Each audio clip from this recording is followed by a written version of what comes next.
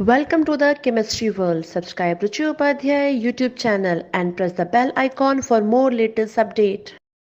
Hello my dear student, आज का topic है स्लज एंड स्केल फॉर्मेशन। ये प्रॉब्लम बॉयलर में होती है। मैं आपको इससे पहले भी एक टॉपिक पे वीडियो समझा चुकी हूँ कि बॉयलर प्रॉब्लम क्या क्या है। तो बॉयलर प्रॉब्लम में मैंने स्लज का नाम लिया था, स्केल का नाम लिया था, प्राइमिंग, फोमिंग, कास्टिक इम्ब्रिटलमेंट, इसके अलावा बॉयलर कोरोजन, कैरी ओवर, कई तरीके के मैंने प्रॉब्लम्स के नाम लिए थे जो कि बॉयलर में होती है। यदि बॉयलर में जो वाटर यूज़ किया जा रहा है वो हार्ड है या अल्केलाइन है या कुछ एसिड कैरेक्टर है या उसमें ऑयल है, जिस कारण से क्या होता है कि प्रॉब्लम क्रिएट होती हैं। तो आज हम उन्हीं टॉपिक में से एक टॉपिक को डिस्कस करेंगे, that is sludge and scale की फॉर्मेशन। तो what is sludge formation? First we have to know that sludge जो ये बॉयलर है, ये बॉयलर वॉल आपके सामने दिखाई पड़ रहा है। और जब हम पानी बॉयलर में हम क्या करते हैं, हम वाटर को गर्म करते हैं, हीट करते हैं स्टीम जनरेट करने के लिए। तो ये हॉट बॉयलर वॉल है, इसके अंदर देखिए आपको वाटर दिखाई पड़ रहा है और बीच बीच में आपको दिख रहे होंगे ये सॉफ्ट स्लिमी प्रेसिपिटेट दिखाई पड़ रहे होंगे। ये सॉफ्ट स्लिमी प्रेसिपिटेट जो बॉयलर के अंदर बन रहे हैं, फॉर्मेशन हो रहा है इनका। ये जो सॉफ्ट लूज स्लिमी प्रेसिपिटेट दिखाई पड़ रहे हैं यही कहलाते हैं क्या? स्लज। तो what is sludge? Sludge is a soft loose and slimy precipitate formed within the boiler, जो कि बॉयलर में बनती है, बॉयलर में होती है।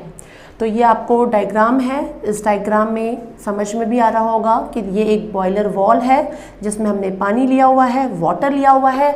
वाटर को हम क्या कर रहे हैं? हीट कर रहे हैं। और जब हम वाटर को हीट करते हैं तो उसमें इस तरीके के सॉफ्ट लूज स्लिमी प्रेसिपिटेट का फॉर्मेशन होने लगता है जो पानी में इकट्ठे होते हैं, दिखाई पड़ते हैं। तो देखिए यहाँ लिखा हुआ है loose precipitate suspended in water which is known as sludge. Sludge है, लेकिन कारण क्या है, रीज़न क्या है कि वाटर में इनका फॉर्मेशन हो रहा है? तो मैंने आपको बताया ना कि यदि वाटर में हार्डनेस है पानी में तो ज़रूरी है कि हम वाटर को सॉफ्ट कर लें, क्योंकि जब हम वाटर को सॉफ्ट करते हैं तो कई तरीके के जो हार्डनेस कॉजिंग सॉल्ट्स होते हैं वो रिमूव हो जाते हैं। लेकिन यदि वो हैं तो उनके कारण स्लज की फॉर्मेशन की प्रॉब्लम भी होती है। अब वो कैसे?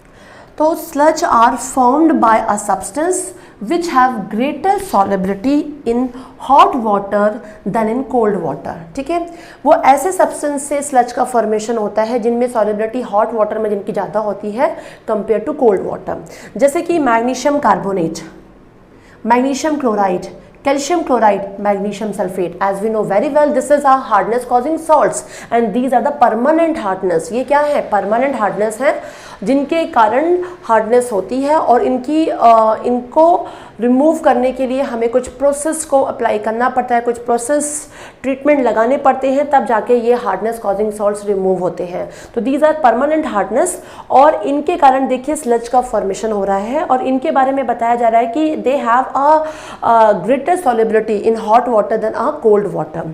तो इनके कारण specially these hardness causing salts के कारण क्या होता है, बॉयलर में इस तरीके के क्या होते हैं, सॉफ्ट लूज स्लिमी प्रेसिपिटेट का फॉर्मेशन हो जाता है, जिनको हम बोलते हैं क्या? स्लज बोलते हैं। यस, हम इनको रिमूव भी कर सकते हैं, तो they can be easily removed या scrapped off with a wire brush. हम वायर ब्रश के थ्रू ये सॉफ्ट लूज स्लिमी प्रेसिपिटेट जो वाटर में इकट्ठे हो रहे हैं उनको हम क्या करते हैं? स्क्रैप्ड ऑफ कर लेते हैं। तो these are sludge formation. Sludge, now we will know that what is the disadvantage of sludge formation and how can we remove that. Now we will discuss disadvantages of sludge formation. As we know very well कि sludge formation is a problem जो कि एक boiler में create होती है और boiler में create होती है तो इसके कई डिसएडवांटेजेस होते हैं। अब वो डिसएडवांटेजेस क्या हैं कि क्या होता है कि ये स्लज है, it is a poor conductor of heat. Okay और जब ये इसका फॉर्मेशन होने लगता है तो ये क्या करते हैं, ये जहाँ पे हीट जनरेट हो रही है वो हीट जनरेट हो रही है स्पीड में उस एफिशिएंसी के साथ, लेकिन यदि स्लज का फॉर्मेशन अंदर हो रहा है तो वो एफिशिएंसी बॉयलर की घट जाती है, वो इतनी स्पीड में हीट जनरेट नहीं कर पा रहा होता है, और कर भी रहा होता है तो उसका असर अंदर बॉयलर वॉल में नहीं हो पाता है, उसका असर अंदर वाटर में नहीं हो पाता है। तो फर्स्ट डिसएडवांटेजेस की यदि हम बात करते हैं तो sludge are poor conductor of heat, so they tend to waste a portion of heat generated and thus decrease the efficiency of boiler, जिसके कारण से बॉयलर की एफिशिएंसी क्या हो जाती है, घट जाती है। अब एक तो ये प्रॉब्लम हो ही रही है, डिसएडवांटेज हो रहा है कि एफिशिएंसी ऑफ जो बॉयलर है वो घट रही है क्योंकि poor conductor of heat and electricity है। इसके अलावा क्या होता है कि जो स्लज है वो एक सॉफ्ट, लूज और स्लीमी प्रेसिपिटेट है, तो ये क्या करते हैं कि पाइप के कनेक्शन में देखा जाए तो वहाँ पे ये क्या नाम है, कहीं ना कहीं चोक हो जाते हैं, भर जाते हैं, ठीक है ना, पाइप के कनेक्शन में सेटल हो जाते हैं, या कहीं ना कहीं वो प्लग ओपनिंग एरिया है वहाँ पे भी इकट्ठे हो जाते हैं, और इस तरीके से चोकिंग ऑफ पाइप की प्रॉब्लम हो जाती है क्योंकि एक सॉफ्ट लूज स्लिमी प्रेसिपिटेट है जो कहीं भी कह सकते हुए किसी भी ओपनिंग एरिया में जा सकता है। तो सेकेंड यदि हम डिसएडवांटेज की बात करते हैं तो excessive sludge formation disturb the working of the boiler.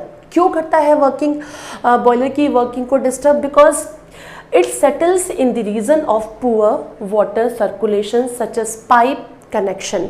ऐसी जगह पे जैसे कि पाइप कनेक्शन, वहाँ पे ये सेटल हो जाएंगे, या प्लग ओपनिंग एरिया है उस जगह पे ये सेटल हो जाएंगे, इकट्ठे हो जाएंगे। तो इनके इकट्ठे हो जाने से प्रॉब्लम किस तरीके की आएगी, choking of the pipe. Pipe कैसा होने लगेगा, चोक होने लगेगा। अब चोक होने लगेगा तो एफिशिएंसी, नो डाउट जो वर्किंग एफिशिएंसी है बॉयलर की वो घटने लगेगी, और वर्किंग एफिशिएंसी बॉयलर में घटने लगेगी तो इस तरीके से बॉयलर में जो वाटर है वो बहुत स्पीड में क्या नहीं हो पाएगा, बॉयल नहीं हो पाएगा। तो this is a disadvantage of sludge formation जो कि बॉयलर में क्रिएट हो रही है, बॉयलर में हो रही है। नाउ अब हम डिस्कस करेंगे कि इसका प्रिवेंशन कैसे करें, कैसे हम इसको कंट्रोल कर सकें, ऐसा क्या करें कि स्लज का फॉर्मेशन ना हो। Now prevention of sludge formation, तो यदि स्लज का फॉर्मेशन हो रहा है जिसके कारण हमने देखा कि कई तरीके के डिसएडवांटेजेस भी हमें दिखे कि बॉयलर में क्या क्या प्रॉब्लम्स क्रिएट हो सकती हैं, तो ज़रूरी है इसका प्रिवेंशन। प्रिवेंशन में सबसे पहली चीज़ तो यही ज़रूरी है कि वाटर कैसा होना चाहिए, सॉफ्ट होना चाहिए। यदि आप बॉयलर में वाटर को यूज़ कर रहे हैं, बॉयलर में वाटर को डाला जा रहा है स्टीम जनरेशन के लिए, तो फर्स्ट हम क्या करें, सॉफ्ट वाटर को यूज़ करें, क्योंकि जब हम सॉफ्ट वाटर यूज़ करते हैं तो उसमें जितने भी हार्डनेस कॉजिंग सॉल्ट्स होते हैं वो रिमूव हो चुके होते हैं, और जब हार्डनेस कॉजिंग सॉल्ट्स रिमूव हो चुके होते हैं तो इस तरीके से बॉयलर की प्रॉब्लम क्रिएट नहीं होती है। और दूसरी जो प्रोसेस है वो ये होती है by frequently blow down process या ब्लो डाउन ऑपरेशन, हम ये लगाते हैं। और ये होता क्या है, तो ये ब्लो डाउन जो ऑपरेशन है, it is a partial removal of concentrated water through a tap at the bottom of boiler when extent of hardness in the boiler becomes alarmingly high। तब हम क्या करते हैं, फ्रीक्वेंटली ब्लो डाउन ऑपरेशन को लगाते हैं, और ऐसे कंडीशन में भी क्या होता है कि वेरी इजीली स्लज क्या हो जाते हैं, रिमूव हो जाते हैं। स्लज का फॉर्मेशन ईजिली नहीं हो पाता है, और वो स्पीड में जब हम बॉयल कर रहे होते हैं तो due to blow down operation इस तरीके की प्रॉब्लम क्रिएट नहीं होती है। तो प्रिवेंशन ऑफ स्लज फॉर्मेशन की यदि हम बात करते हैं तो फर्स्ट सबसे पहली चीज़ तो यही है कि वाटर सॉफ्ट होना चाहिए, और नहीं तो दूसरी चीज़ है कि by frequently blow down operation हम क्या कर सकते हैं, प्रिवेंशन कर सकते हैं स्लज फॉर्मेशन का। Now next topic is scale formation. Scale formation जो भी जिसके कारण भी बॉयलर में स्केल प्रॉब्लम के कारण भी, स्केल फॉर्मेशन के कारण भी बॉयलर में कई तरीके की प्रॉब्लम क्रिएट हो जाती हैं, और ये बॉयलर प्रॉब्लम की एक इंपॉर्टेंट प्रॉब्लम में स्केल प्रॉब्लम का भी नाम आता है।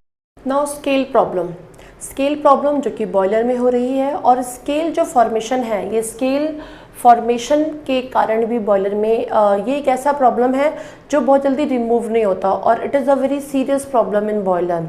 और ये होता क्या है, it is a hard deposit, ठीक है, जो कि बॉयलर वॉल के जो इनर वाला जो पोर्शन होता है, इनर वॉल होता है, वहाँ पे डिपॉजिट हो जाते हैं पूरे। तो what is scale? Scales are hard deposit firmly sticking to the inner surface of boiler आपको दिखाई पड़ रहा है, एक तरीके से ये बॉयलर का वॉल है। ओके, अंदर इसमें वाटर है। ये जो वॉल है वो जब हम इसको हीट दें तो ये हॉट वॉल के फॉर्म में रहेगा। अब अंदर की तरफ देखिए, आपको एक लेयर और दिखाई पड़ रही है। ये एक हार्ड डिपॉजिट की लेयर है, जो कि क्या है, जो अंदर का इनर वॉल होता है बॉयलर की, वहीं पे स्टिक हो जाती है पूरी की पूरी। और यहाँ पे लिखा भी हुआ है hard adhering coating on inner walls of boiler. यही कहलाती है क्या, स्केल। तो स्केल क्या है, ये हार्ड डिपॉजिट्स है जो कि क्या होते हैं, specially sticking to the inner surface of boiler. और बॉयलर के जो इनर सरफेस है वहाँ पे क्या हो जाता है, अच्छे खासा ये इकट्ठे हो जाते हैं, एक लेयर टाइप का बना लेते हैं, जिनको ईजिली हम रिमूव नहीं कर पाते हैं। चाहे वो हम हैमर का यूज़ करें या चीज़ल का यूज़ करें, हम किसी भी चीज़ के थ्रू इसको ईजिली बहुत ही रिमूव नहीं कर पाते हैं, क्योंकि ये हार्ड डिपॉजिट होता है, और जिस कारण से बॉयलर में कई तरीके की प्रॉब्लम क्रिएट हो जाती हैं। एक एग्जाम्पल मैं आपको देखना, आपने कई बार देखा होगा बकेट में वाइट कलर की एक लेयर जम जाती है, जिसको अपने को स्क्रैप ऑफ करना पड़ता है, तो वो जो हार्ड डिपॉजिट्स होते हैं वो धीरे धीरे हटते हैं। एक सिंपल से एग्जांपल है इमर्शन रॉड का। इमर्शन रॉड जब न्यू रहता है तो जब हम उससे पानी गर्म करते हैं तो बहुत स्पीड और एफिशिएंसी के साथ वाटर गर्म हो जाता है, बट आफ्टर सम टाइम आप देखते हैं कि उस इमर्शन रॉड में एक लेयर, बहुत हार्ड डिपॉजिट लेयर जम जाती है। ऐसे ही उसी को हम क्या बोलते हैं, स्केल बोलते हैं। ये हार्ड डिपॉजिट जो वो लेयर जो होती है वो जम जाती है, जिस कारण से उस इमर्शन रॉड की भी एफिशिएंसी क्या हो जाती है, कम हो जाती है। वो उस स्पीड में पानी को गर्म नहीं कर पाता जितने कम टाइम में वो पानी को गर्म कर पाते थे। तो by the use of hammer, by the use of chisel हम क्या करते थे, उसको स्क्रैप ऑफ करके अलग कर देते थे, एंड देन फिर हम जब देखते थे तो इमर्शन रॉड बहुत ही स्पीड के साथ वर्क करता था। ऐसे ही इस बॉयलर वॉल के इनर वॉल में इस तरीके की स्टिकिंग हो जाती है हार्ड डिपॉजिट्स की, जिनको बहुत ईजिली रिमूव करना आसान नहीं होता है। तो यही हार्ड डिपॉजिट जो होते हैं वो कहलाते हैं स्केल। तो हम यदि डेफिनेशन की बात करेंगे कि व्हाट इज स्केल, तो scales are hard deposit formally sticking to the inner surface of boiler. अब रीज़न क्या है, कारण क्या है कि ये जो हार्ड डिपॉजिट्स बन रहे हैं वाटर में, वो रीज़न क्या है। तो फर्स्ट एक रीज़न है decomposition of calcium bicarbonate. As we know very well, calcium bicarbonate is a temporary hardness, and ये भी एक हार्डनेस कॉजिंग सॉल्ट्स है। तो कैल्शियम बाइकार्बोनेट को जब हम हीट हो रहा है बॉयलर, तो ये कैल्शियम बाइकार्बोनेट का डिकम्पोजिशन होता है और it will form calcium carbonate water and carbon dioxide. ये जो कैल्शियम कार्बोनेट होता है, it is the main reason of scale formation. ये जो कैल्शियम कार्बोनेट बनता है, जैसे ही पानी गर्म होना स्टार्ट होता है और डिकम्पोजिशन होता है कैल्शियम बाइकार्बोनेट का, तो लो प्रेशर बॉयलर पे ही क्या हो जाता है, स्केल का फॉर्मेशन होने लगता है in the form of calcium carbonate. लेकिन हाई प्रेशर बॉयलर में जाते जाते यही कैल्शियम बाइकार्बोनेट जब वाटर से रिएक्शन करता है तो सॉल्युबल कैल्शियम हाइड्रोक्साइड में कन्वर्ट हो जाता है। तो लो प्रेशर बॉयलर में स्केल का फॉर्मेशन करता है, और हाई प्रेशर बॉयलर में क्या होता है, कैल्शियम हाइड्रोक्साइड में कन्वर्ट होकर सॉल्युबल फॉर्म में कन्वर्ट हो जाता है। तो it is a reason of scale formation, decomposition of calcium bicarbonate. मतलब वाटर में दी हार्डनेस है और हार्डनेस कैल्शियम बाइकार्बोनेट की है, तो इसका डिकम्पोजिशन जब होता है तो स्केल का फॉर्मेशन हो सकता है। इसके अलावा deposition of calcium sulphate, high pressure boiler की बात किया था। हाई प्रेशर बॉयलर पे जब डिपोजिशन होता है कैल्शियम सल्फेट का, तो calcium sulphate is a permanent hardness, and due to that permanent hardness क्या होता है, हार्ड डिपॉजिट, जो डिपॉजिट होता है उनका फॉर्मेशन होने लगता है, और यही हार्ड डिपॉजिट जो है वो वॉल के इनर वॉल में क्या होने लगते हैं, स्टिक होने लगते हैं। तो deposition of calcium sulphate in high pressure boiler, it is also a reason of scale.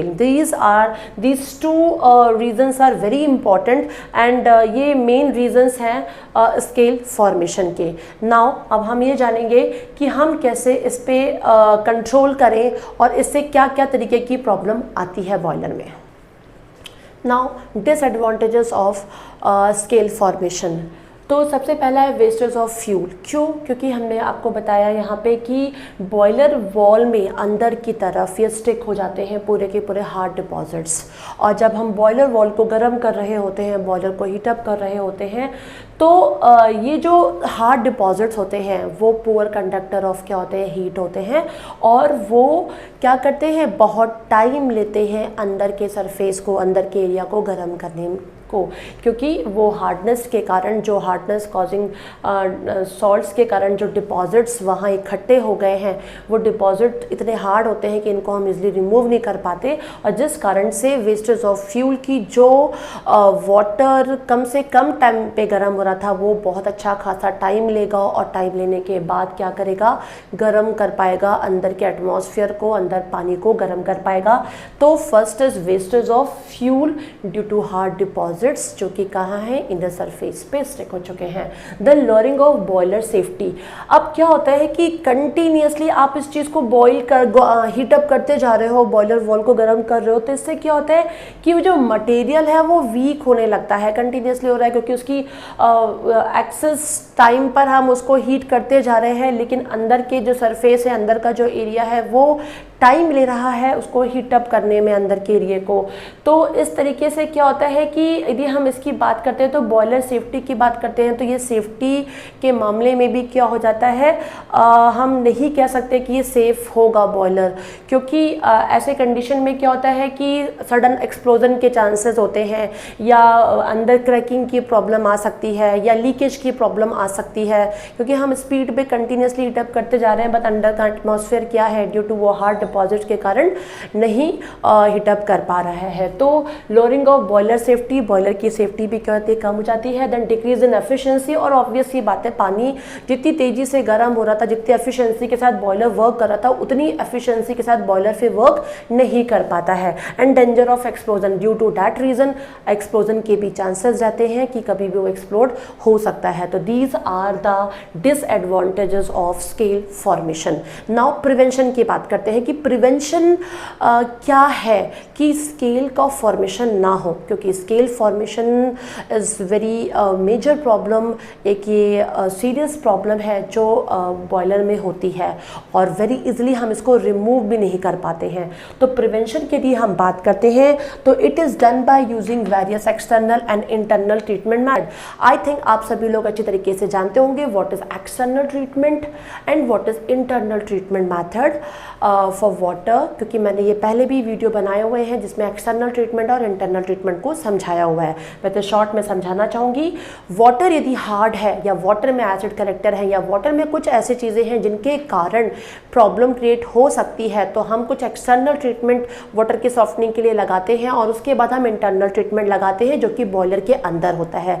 External treatment की यदि हम बात करते हैं तो that is lime soda process, zeolite process and ion exchange process. ये सभी पे मेरे वीडियो रेडी हैं, आप जाके प्लेलिस्ट पे देख भी सकते हैं। तो एक्सटर्नल ट्रीटमेंट की बात की है कि हम प्रिवेंशन की यदि बात करते हैं तो कैसे हम प्रिवेंट कर सकते हैं, it is done by using various external treatment. तो एक्सटर्नल मतलब कि lime soda process, zeolite process, ion exchange process लगा सकते हैं, और लगाने के बाद वाटर क्या हो जाएगा, हमारा सॉफ्ट हो जाएगा।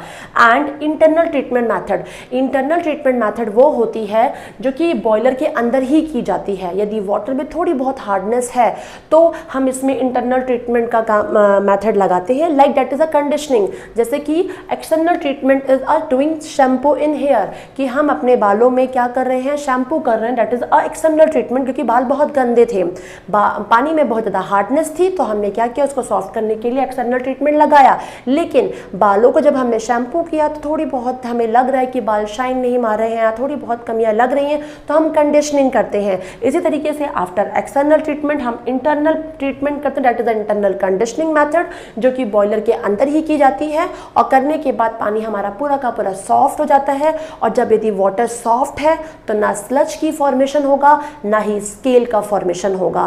तो स्लज एंड स्केल फॉर्मेशन क्या होता है, आज आपको ये टॉपिक ज़रूर समझ में आया होगा। यदि मेरा वीडियो समझ में आया तो प्लीज़ लाइक कीजिए, सब्सक्राइब कीजिए, शेयर करना बिल्कुल भी ना भूलें, एंड बेल आइकॉन को क्लिक करना भी ना भूलें कि आपको मेरे नेक्स्ट वीडियो का अपडेट ज़रूर मिल जाए। Thank you so much.